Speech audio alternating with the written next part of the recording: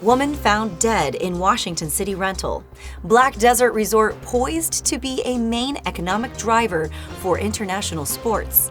And your daily weather forecast with highs, lows, and everything you need to know for the days ahead. You're watching St. George News at 5, brought to you by our studio sponsor, We Win Injury Law.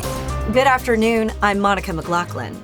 A woman was found dead with apparent stab wounds inside a vacation rental in Washington City on Sunday morning, prompting a homicide investigation. According to Washington City Police, officers were dispatched to the home near Highland Park after cleaners discovered the body. Detectives are now working with state agencies to determine what happened, though officials say there is no ongoing threat to the public. Black Desert Resort in Ivins is set to host the LPGA Tour's Black Desert Championship May 1st through the 4th, making it the only venue in the U.S. to hold both PGA and LPGA tournaments annually. Here's Eric George Gould for more on what it means to Southern Utah. Black Desert Resort is the only golfing venue in the country that annually hosts both a PGA Tour and an LPGA Tour event. The LPGA Tour Black Desert Championship takes place at the resort in Ivins May 1st through 4th. Patrick Manning, managing partner of Black Desert Resort, sat down with St. George News and talked about the ladies coming to town. It's the most excited I've been about just about anything over the last 20 years. We're really rolling out the red carpet for them, and you've probably heard that we've made a deal with SkyWest and sending jets to Houston to pick them up and fly them here privately and let them stay at the resort for free. And those are things that have never been done for the ladies before, and so we're really excited to celebrate them. The event marks another high-profile moment for the resort, which hosted the PGA Tour's Black Desert Championship last October. That tournament, Manning said, created an estimated $70 million worth of economic impact in Washington County. The economic impact of the LPGA Tour event in May, Manning said, can be expected to be in the $45 to $50 million range. While the economic numbers keep going up and the high-profile events keep getting booked at Black Desert, it is worth noting that the facility is not even close to being completely constructed, nor will it be for quite a while. It's going to be a long time. We've got a lot finished. We've got a few hundred rooms. We have 7 restaurants open now. We have a convention center that's pretty packed. We're hosting weddings. We've got a bunch of the condos open as well. This summer we're going to begin construction on the water park. Then we'll start on the boardwalk, which is the shops and restaurants, and we're probably going to look at putting an indoor concert venue on the boardwalk as well. And then we have all of Santa Clara to go develop after that. So it's a process. Thanks, Eric. Let's take a look at your daily weather forecast brought to you by Casablanca Resort and Casino. In St. George, the current temperature is 82 degrees. Tonight, expect clear skies with a low of around 51.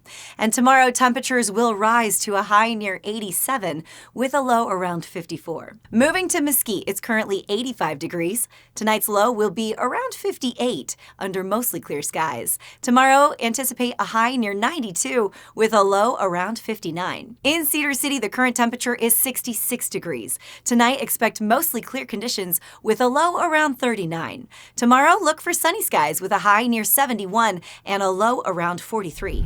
BYU heads to the Sweet 16 and the Utah Summer Games teams up with BZI for a major new partnership.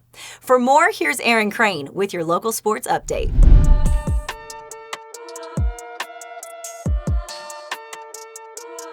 Thanks, Monica. This past week in sports, BYU is heading to the Sweet 16 after a thrilling 91-89 win over the 3-seed Wisconsin in Denver. Richie Saunders led the way with 25 points, while the Cougars shot an impressive 15 of 16 from the free throw line. Up next, BYU will face Alabama in Newark after the Crimson Tide defeated St. Mary's 80-66. The Utah Summer Games has announced their new multi-year sponsorship with Iron County-based BZI, a national leader in steel construction. BZI will support the main event and the Special Olympics Utah Summer Games, providing volunteers and hosting a cultural celebration for over 500 athletes. Registration is now open with the 2025 games kicking off June 6th. Now back to you, Monica. Thanks, Aaron. Ivan City is partnering with a local conservation group to preserve what the mayor describes as cherished lands. For more on the city's efforts, here's Nick Fiala. Locals gathered on the campus of Dixie Technical College Tuesday for the annual meeting of the Virgin River Land Preservation Association. Attendees included members of the Ivan City Council, and speakers included Ivan's Mayor Chris Hart, who described ongoing efforts to conserve land even as plans are being laid for necessary residential use in the future. We are in the process of identifying parcels of land within Ivan City's boundaries that we will target and try to find ways to influence landowners or make purchases of easements or the land itself. And so it's a new adventure for us. We've always cherished it. We've extracted what we can legally do as we approve projects, but you don't preserve big pieces of land that way. You preserve little pieces within big pieces in exchange for density bonuses and other things. President Steve Snow said that although the association has many goals, it is still searching for consistent funding methods to support those goals. So that's been one of the challenges we faced is it's not that we have a lack of projects. We just don't seem to have the revenues available to purchase the development rights. Board member Denny Drake also stressed the need for locals to get involved and help associations like Virgin River preserve the area's scenic lands for future generations. We've had a number of projects, large projects, but the size of the project also means more money. It's hard to accumulate that money unless you have a resource. And so that's probably the biggest reason in my mind to be a contributor and be a member of the Virgin River Land Trust is what you see and what you want to see 30 years from now isn't going to be there unless we do something to conserve it. And this is the best organization I know of that does that. Thanks, Nick. A St. George DJ is spinning more than music. He's building a community centered on acceptance and expression through local rave culture. We'll go to Jesse Bang for more on how Revolution is remixing the scene in southern Utah. Jonathan Klein, a St. George DJ and founder of Raveolution, launched the brand to bring raves to Washington County, build community, and spread a message of love through music. Through his events, he hopes to break through negative stereotypes and provide a safe place for others to be themselves. I want to share, the amount of acceptance I've experienced, right? The amount of, freedom and liberation that I've experienced from this scene.